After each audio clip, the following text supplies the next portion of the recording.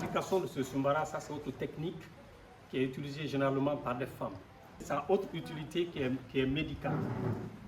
Donc c'est un arbre médicinal, le néré, l'écorce, les feuilles également sont utilisées surtout par les vieilles dames pour le traitement de certaines maladies des enfants.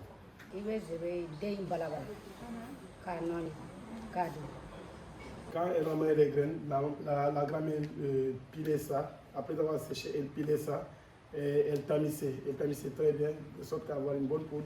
Elle mettait dans un récipient qu'elle mettait sur un mirador. Quand elle met sur le mirador, dès qu'il y a les rayons du soleil qui perdent, il y a de l'huile qui sort de cette poudre.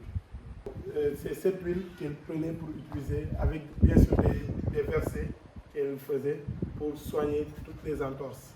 En fait, elle utilisait aussi pour les gens qui ont les crasses, c'est-à-dire qui ont la tête qui est un peu blanche là, avec peut-être des boutons. Donc ça soignait ça. Et aussi si tu as des boutons sur le corps, il suffit qu'après le bain, de s'enduire avec cette huile, les boutons disparaissaient. Donc, la poudre restante, vous savez qu'il y a une partie qui est transformée en huile. Maintenant, la poudre restante, c'est ce qu'elle prenait pour fabriquer du savon. Tout ce qu'on vient de citer, ce sont des ressources, nous sommes en train de donner l'utilité de ces ressources naturelles, mais il y a les importances et les inconvénients.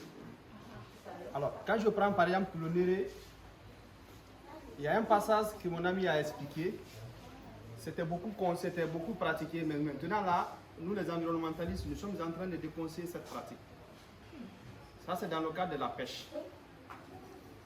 Alors, comme il l'a dit, c'est l'écorce, les coquilles, les coques de néré ou de la graine qu'on essaie de piler, on met de l'eau, et puis quand on verse ça dans la rivière, vous laissez quelques heures, vous verrez que la couleur de l'eau va automatiquement changer.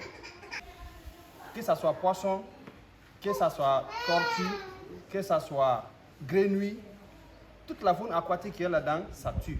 Et toi, tu dois faire seulement que pour avoir des poissons. Alors, tu vas faire tort à d'autres espèces et puis ça ne fait pas la pêche sélective. Dire que j'ai besoin seulement que des gros poissons, non. Les petits poissons, les gros poissons, ça tue. Ça fait qu'il y a certaines espèces de poissons aujourd'hui en Guinée qui commencent à disparaître. Donc, c'est ça les inconvénients. Alors, dans certains pays, on est en train de réglementer.